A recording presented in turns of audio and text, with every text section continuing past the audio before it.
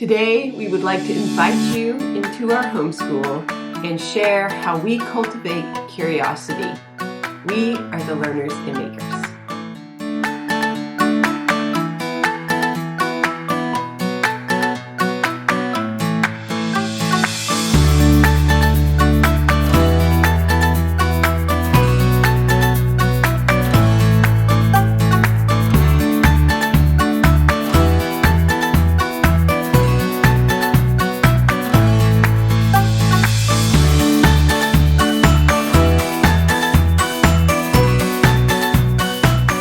My background is that I am a Suzuki violin teacher.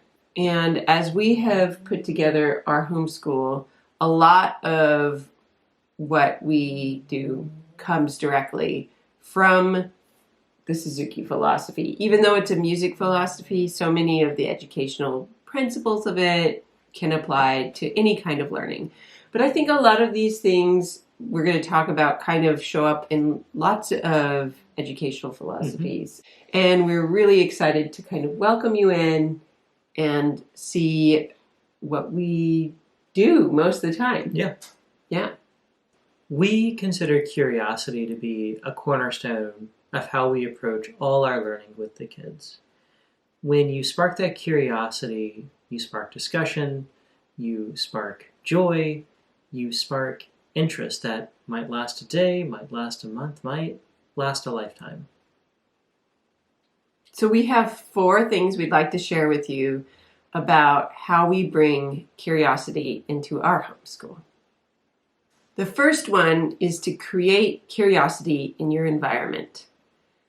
This is really directly from the Suzuki philosophy for me. Dr. Suzuki talked a lot about creating an environment rich for learning, and we definitely have pulled that element from what I do when I teach violin into our homeschool.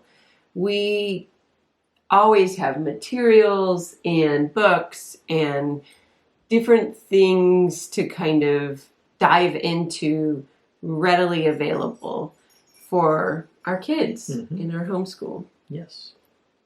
I think the other thing is that we really encourage constant discussion about learning different things. So when our kids are excitedly telling us about something, we ask them about what the things they're telling us about. Exactly. Sometimes they've learned something from a game or a TV show or book that they've read on their own, and they want to share what they've learned. And then sometimes we are expressing the things that we're learning about as well. So number 2, this is my personal favorite.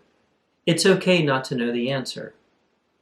So from my own professional background, this comes into play too. I'm a writer. I all the time have to learn about topics or industries or you name it in order to write an article or do something for somebody I work with.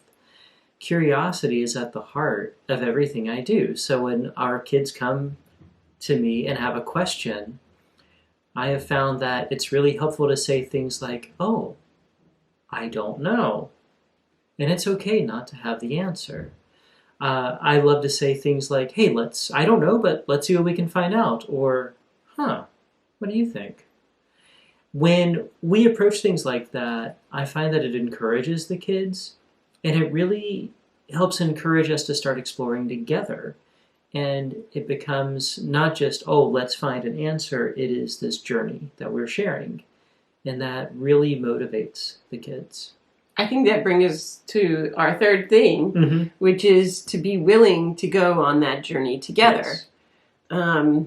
Really be open to exploring things with your child and guiding them through them instead of like feeding information down.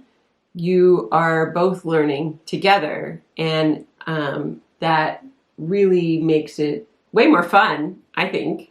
Well, it also makes it this memory for the child. It's like, hey, this is this cool thing I did with mom, with dad, with whoever.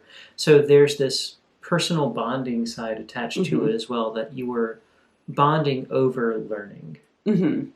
Yeah, I mean, I can think of directly things we did, like you guys lately have been really enjoying watching all these TED Ed videos where everybody gets to pick one, and it's snuggly, and it's, there's discussion going on after, and lots of fun, interesting kind of things that are being learned about. Everybody gets to pick. Exactly. I think a lot of times when we do anything in nature, we go on those journeys together because we're exploring and discovering things that maybe we don't know what that kind of mushroom that is, but we can ask those questions, and sometimes we don't find out the answers, but sometimes we do. Exactly. Or we at least learn something more than we did know. We don't always know where we're going to end up with an exploration. And sometimes too, you're going to kind of go down a path to a certain point, and your kid may be signaling that it's like, yeah, you know what? We're good here. And that's okay too. Like, you don't have to, write a dissertation out of every question that your kid comes to you with. So you can explore a topic pretty much to the depth or breadth or whatever that it seems like the kid wants to go with it on.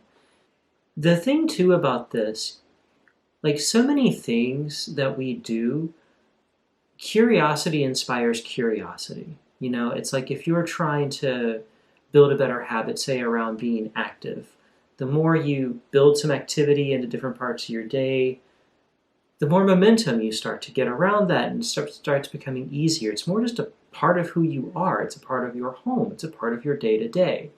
We approach curiosity from the same mindset. We often find ourselves learning just as much about the topic as our kids because there's so much to learn, and that inspires our curiosity. Our curiosity feeds into their curiosity. Your kids take cues from you. If you're like, yeah, sure, whatever, they're going to pick up on that. But if you're approaching it as well with like, well, that's interesting, they are going to be more motivated to want to take those nervous first steps into a new topic or subject and see what there is to find out. The main thing to remember is that approaching new topics, encouraging curiosity, is this way to really keep the spark lit in your homeschool environment. It is a way to build memories. It is a way to reinforce your parent-child bond. And it's a lot of fun that also leads to a lot of learning. Thank you so much for watching our video about curiosity in homeschool. If you're curious about what else we do, you can follow us on Instagram at Learners and Makers. That's where we post our everyday adventures.